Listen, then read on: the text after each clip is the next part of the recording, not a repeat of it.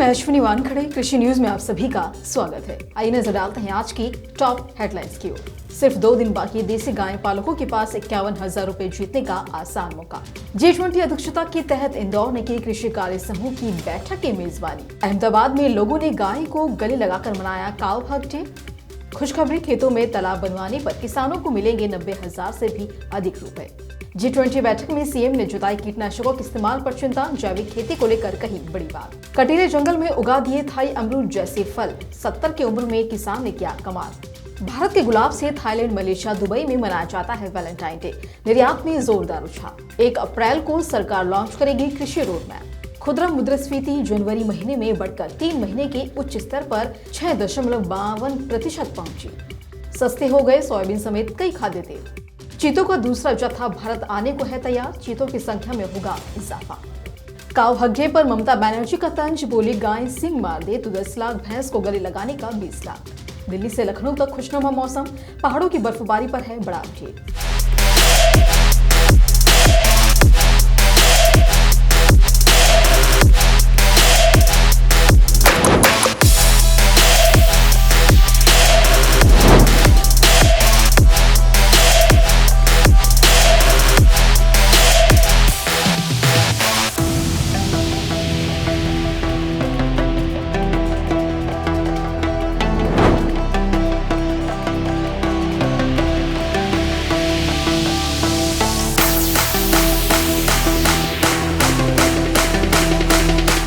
आइए विस्तार से खबरों की ओर रुख करते हैं। किसानों की आय बढ़ाने के लिए ग्रामीण क्षेत्रों में पशुपालन को खास तवज्जो दी जा रही है। लोगों में गाय और भैंस पालने को लेकर दिलचस्पी बढ़े, इसके लिए पुरस्कार भी दिए जाते हैं। और इसी कड़ी में मध्य प्रदेश सरकार गोपाल पुरस्कार योजना के तहत राज्य में देसी गायों के दुग्ध उत्पादन को बढ़ाने की कोशिश कर रही है। मध्य प्रदेश सरकार ने गोपाल पुरस्कार योजना के लिए एक प्रतियोगिता का भी आयोजन किया है। प्रतियोगिता के दौरान जिस भी पशुपालक की देसी गाय सबसे अधिक दूध देगी उसे विजेता मान लिया जाएगा। तो वहीं पुरस्कार के तौर पर उसे करीब 51,000 रुपए की राशि भी दी जाएगी। तो वहीं दूसरे स्थान पर आने वाले पशुपालकों को इसके तहत 21,000 रुपए की राशि दी जाएगी। और इसके साथ तीसरे स्थान पर आने वाले पशुपालकों को 11,000 रुपए दिए जाएंगे। इंदौर भारत की G20 अध्यक्षता के तहत कृषि कार्य समूह की पहली कृषि प्रतिनिधि बैठक की मेजबानी कर रहा है। आपको बता दें कि ये 3 दिन 13, 14 और 15 फरवरी तक चलेगा। इस दौरान बैठक में G20 सदस्य देशों, अतिथि देशों और अंतर्राष्ट्रीय संगठन मौजूद हैं। इंदौर के G20 कार्यक्रम स्थल पर कृषि आधारित प्रदर्शनी लगाई गई है, जिसका अतिथियों द्वारा अवलोकन भी किया गया। ये सम्मेलन बाईपास स्थित होटल शेरेटन ग्रैंड पैलेस में हो रहा है और इस सम्मेलन में अतिथियों की सुरक्षा का भी बेहद खास ध्यान रखा गया है। ऐसे में एयरपोर्ट से लेकर होटल और आयोजन स्थल तक कई अधिकारियों को तैनात किया गया है। साथ ही इस सम्मेलन में भारत में उत्पादित मोटे अनाज में दिलचस्पी दिखाई दे रही है। अहमदाबाद की भागवत विद्यापीठ में वैलेंटाइन डे के मौके पर गायों के प्रति प्रेम की लहर दौड़ गई है।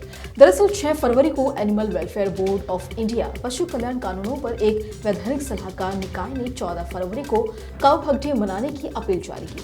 हालांकि 14 फरवरी को वैलेंटाइन डे के रूप में भी इसे मनाया जाता है, तो वहीं अपील जारी करने के 4 दिन बाद AWBI ने 10 फरवरी को अपना सर्कुलर वापस ले लिया। और इसके बावजूद भी अहमदाबाद में आज कुछ लोग गाय को गले लगाकर काऊ हक डे मना रहे हैं। देश के कई राज्य इन दिनों गिरते हुए भूजल स्तर से जूझ रहे हैं। इसका सीधा असर खेती पर पड़ रहा है। सिंचाई की समस्या से निपटने के लिए सरकार कई सारी योजनाएं चला रही है और इसी कड़ी में खेतों में तालाब खुदवाने पर राजस्थान सरकार सामान्य किसानों को 90,000 रुपए तक अनुदान देती थी।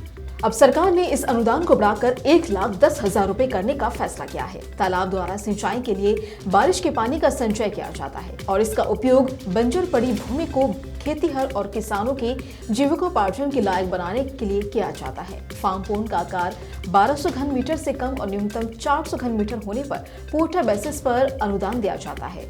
वहीं फार्म पोंड पर अनुदान के लिए किसानों के पास न्यूनतम 3 हेक्टेयर जमीन का होना आवश्यक है। तालाब यानी कि पोंड का निर्माण घनी आबादी और सड़क के किनारे से कम 50 फीट की दूरी पर होना चाहिए।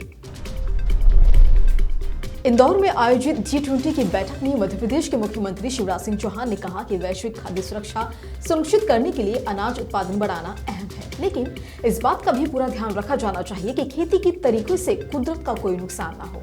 उन्होंने भारत की G20 अध्यक्षता में कृषि उप प्रमुखों की पहली बैठक के उद्घाटन सत्र में हिस्सा लेने के बाद संवाददाताओं से कहा कि वैश्विक खाद्य सुरक्षा का विषय सबसे ज्यादा महत्वपूर्ण है और हमें खाद्यान्न उत्पादन बढ़ाना होगा, लेकिन हमें इस तरह से खेती करनी होगी कि मनुष्य स्वस्थ रहें और जीव जंतु साथ ही नदियां भी बची रहें। कृषि प्रधान राज्य के मुख्यमंत्री ने कहा कि भारत दुनिया को प्राकृतिक खेती अपनाने का संदेश दे रहा है ताकि धरती पर आने वाली पीढ़ियां रहने लायक बच सकें। इसी के साथ चौहान ने खेतों में रासायनिक खाद और कीटनाशकों के अंधाधुंध इस्तेमाल पर चिंता जताई और कहा कि इससे मनुष्य के साथ ही जीव जंतुओं की कई प्रजातियों पर विपरीत असर हो रहा है। उन्होंने जोर देकर कहा कि दुनिया की खाद्यान्न आवश्यकताओं की पूर्ति में आज भारत अहम भूमिका निभा रहा है, जबकि एक वक्त ऐसा भी था कि जब देश के पास अपने ही नागरिकों का पेट भरने के लायक अनाज नहीं था।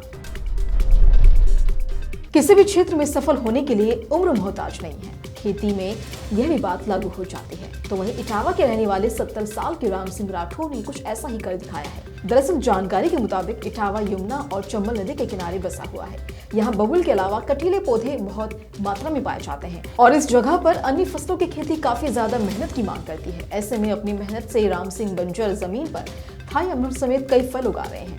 राम सिंह राठौर शहर में दुकान चलाते हैं और इसी दौरान उन्होंने कामेट गांव में जमीन खरीदी। इस दौरान उनकी जमीन के पीछे भू माफिया लग गए, तो वहीं अपनी जमीन की हिफाजत के लिए राम सिंह राठौर जंगल में कमरा बनाकर रहने लगे। उन्होंने अपने खेत की तारबंदी कर दी और फिर कुछ हिस्सों में सरसों के पौधे लगाए और कुछ समय बाद उनकी दिलचस्पी फूलों की खेती में चली, जिसके बाद उन्होंने अपनी मेहनत से थाई अमरूद के 200 पौधे, अनार के लगभग 190 और नींबू के 100 पौधे तकरीबन 1.5 एकड़ जमीन में लगा दिए हैं, जिससे वे काफी अच्छा मुनाफा भी प्राप्त कर रहे हैं। आज वैलेंटाइन डे है। प्रेमी और प्रेमिका प्यार का इजहार करने के लिए आज एक दूसरे को गुलाब के फूल गिफ्ट करेंगे। ऐसे में आज पूरे विश्व में गुलाब की डिमांड बढ़ गई है। वहीं वैलेंटाइन डे की वजह से गुलाब की कीमतों में काफी इजाफा हो गया है। बात करें अगर भारत की, तो यहाँ पर गुलाब के फूल का बहुत बड़ा बाजार है। यहाँ के फूल विदेशों तक निर्यात किए जाते हैं। खासकर बेंगलुरु मंडी के फूलों की मांग पूरी दुनिया में रहती है। वैसे भी इस साल वैलेंटाइन डे के चलते बेंगलुरु से गुलाब का निर्यात बढ़ गया है। कुछ स्थानिक निर्यातकों का कहना है कि इस साल वैलेंटाइन डे वीक शुरू होने से पहले ही गुलाब के निर्यात में 30% की वृद्धि देखी गई थी। निर्यातकों का कहना है कि यहाँ से सिंगापुर, दुबई और मलेशिया में सबसे ज्यादा गुलाब भेजे जाते हैं। वहीं गुलाब के व्यापारियों की मानिए तो विदेशों में अच्छी किस्म के गुलाब भेजे जाते हैं, क्योंकि भारत की अपेक्षा वहाँ अच्छा रेट मिल जाता है। बिहार के किसानों के लिए खुशखबरी है। बिहार सरकार 1 अप्रैल को प्रदेश का चौथा कृषि रोड मैप लॉन्च करेगी और इसके लिए सरकार ने सारी तैयारियां कर ली हैं। कहा जा रहा है कि इस कृषि रोड मैप की अवधि 5 साल तक होगी। कृषि विभाग के अधिकारियों के अनुसार इस कृषि रोड मैप में फसल विविधीकरण, पशु चिकित्सक सेवाओं के डोर स्टेप डिलीवरी, उच्च खाद्यान्न उत्पादन और बेहतर कृषि विपणन सहित कई बातों पर विशेष ध्यान दिया जाएगा। वहीं विभाग ने 21 फरवरी को पटना में राज्य भर के किसानों और कृषकों का एक सम्मेलन भी आयोजित किया है, जहां 5 साल के लिए आगामी रोड मैप में शामिल करने के लिए आवश्यक नए पहलुओं के बारे में फीडबैक लिया जाएगा। वर्तमान में राज्य की कृषि नीतियां रोड मैप के 30वें संस्करण द्वारा निर्देशित है, जिसे कोविड-19 महामारी के कारण 31 मार्च 2023 तक बढ़ा दिया गया है। खुदरा मुद्रास्फीति जनवरी महीने में 3 महीने के उच्च स्तर 6.52% पर पहुंच गई है और इसके साथ ही महंगाई दर एक बार फिर से रिजर्व बैंक के संतोषजनक स्तर के उच्चतम सीमा के ऊपर चली गई है। नवंबर और दिसंबर 2022 को छोड़ दिया जाए तो खुदरा मुद्रास्फीति जनवरी 2022 से ही भारतीय रिजर्व बैंक के 6% के ऊपर सीमा से ऊंची रही। उपभोक्ता मूल्य सूचकांक आधारित खुदरा मुद्रास्फीति दिसंबर में 5.72% और जनवरी 2022 में 6.1% थी। इससे पहले ये अक्टूबर के महीने में उच्च स्तर 6.77% पर थी। राष्ट्रीय सांख्यिकी कार्यालय के आंकड़ों के अनुसार सब्जियों की कीमतें जनवरी में घटी हैं। हालांकि ईंधन और प्रकाश समेत अन्य श्रेणियों में महंगाई बढ़ी है।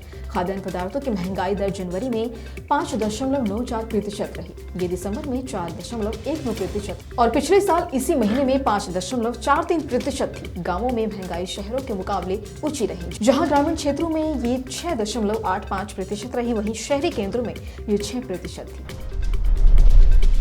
दिल्ली तेल तिलहन बाजार में मिले जुले रुख वाले कारोबार के दौरान एक और जहां कच्चे पाम तेल और पामोलिन तेल की कीमतों में मजबूती देखी गई, वहीं दूसरी ओर सोयाबीन तेल की कीमतों में गिरावट दर्ज की गई। सरसों, मूंगफली, तेल तिलहन और बिनोला सहित सोयाबीन तिलहन कीमतें पूर्व स्तर पर बन गई। बाजार के सूत्रों ने कहा कि मलेशिया एक्सचेंज में कोई चढ़ उतार नहीं हुआ है, जबकि शिकागो एक्सचेंज फिलहाल 8% नीचे है। मलेशिया एक्सचेंज में कारोबार का रुख सामान्य रहने से सीपीओ और पामोलिन तेल की कीमतों में मजबूती आई, तो दूसरी ओर शिकागो एक्सचेंज में कमजोरी से सोयाबीन तेल कीमतों में गिरावट दर्ज की गई है। सामान्य कारोबार के बीच बाकी तेल तिलहनों के भाव पूर्व स्तर पर बंद हुए हैं। सूत्रों का कहना है कि कुछ तेल संगठनों के प्रतिनिधि आयात शुल्क बढ़ाने से मुद्रास्फीति बढ़ने की चिंता जाहिर कर रहे हैं, जबकि कुछ विशेषज्ञों का कहना है कि आयात शुल्क में वृद्धि करने से देशी तेल तिलहन बाजार में खपेंगे और डेयरी केक और खल उत्पादन बढ़ने से मुद्रास्फीति कम होगी, क्योंकि दूध, चिकन, अंडों के दाम सस्ते होने वाले हैं। सितंबर साल 2022 में प्रधानमंत्री नरेंद्र मोदी ने नामीबिया में भारत लाए 8 चीतों को कुनो नेशनल पार्क में छोड़ा था, जिन्हें चीता परियोजना के तहत हवाई रास्ते से नामीबिया से इंडिया लाया गया था। सूत्रों के अनुसार अब 18 फरवरी को चीतों का दूसरा जत्था भारत आएगा, जिसमें 12 चीतों को दक्षिण अफ्रीका से भारत लाया जाएगा। इन्हें भी कुनो पालपुर राष्ट्रीय उद्यान में ही छोड़ा जाएगा और इस तरह चीतों की कुल संख्या 20 हो जाएगी। हालांकि भारत आ रहे 12 चीतों में नर और मादा की संख्या के बारे में फिलहाल कोई जानकारी साझा नहीं की गई है और पहले की 8 चीतों में से 5 मादाएं और 3 नर थे। इन्हें पीएम मोदी ने 17 सितंबर को अपने जन्मदिन पर KNP में छोड़ा था। इन्हें विशेष एयरक्राफ्ट से नामीबिया से देश में लाया गया था। भारत में चीता की प्रजाति विलुप्त हो चुकी थी, लेकिन केंद्र सरकार के प्रयासों के 7 दशक बाद फिर से भारत ने चीतों की रफ्तार देखी है। 14 तारीख यानी कि वैलेंटाइन डे के दिन काऊ डे मनाने की अपील पर बंगाल की सीएम ममता बनर्जी ने तंज कसा है। दरअसल ममता बनर्जी ने बंगाल विधानसभा में कहा कि हमें वैलेंटाइन डे पर गायों को गले लगाने के लिए कहा गया है, लेकिन अगर गाय सींग मार दे तो क्या होगा। ममता ने तंज कसते हुए कहा कि मुझे इस साहसिक काम करने में कोई आपत्ति नहीं, लेकिन बीजेपी को इससे पहले गाय को गले लगाने वाले व्यक्ति को 10 लाख रुपए और भैंस को गले लगाने के लिए 20 लाख रुपए का बीमा देना चाहिए। दरअसल केंद्र सरकार की मत्स्य, पशुपालन और डेयरी मंत्रालय के अंतर्गत आने वाले animal welfare board of India ने एक पत्र जारी करके 14 फरवरी को काऊ डे मनाने की अपील की थी। हालांकि 4 दिन बाद उसे वापस ले लिया गया। देश की राजधानी दिल्ली, उत्तर प्रदेश समेत भारत के कई राज्यों में आज 14 फरवरी को तेज हवाएं चल सकती हैं। मौसम विभाग की माने तो उत्तर भारत में 25 से 35 किलोमीटर प्रति घंटे की रफ्तार से हवाएं चलेंगी। मौसम विभाग की ओर से दी गई जानकारी के मुताबिक दिल्ली और लखनऊ समेत कई शहरों में तेज हवाएं से ठंड की वापसी होगी, तो वहीं दिल्ली में तेज हवाओं का सिलसिला लगातार जारी रहेगा। अगर तापमान की बात करें तो न्यूनतम तापमान 12 डिग्री और अधिकतम तापमान 26 डिग्री दर्ज किया जा सकता है। दिल्ली में 15 फरवरी को भी तेज हवाएं चल सकती हैं। साथ ही राष्ट्रीय राजधानी दिल्ली में तापमान में बढ़त देखी जा रही है। इसी तरह की अन्य खबरों के लिए जुड़े रहिए कृषि जागरण के साथ। धन्यवाद।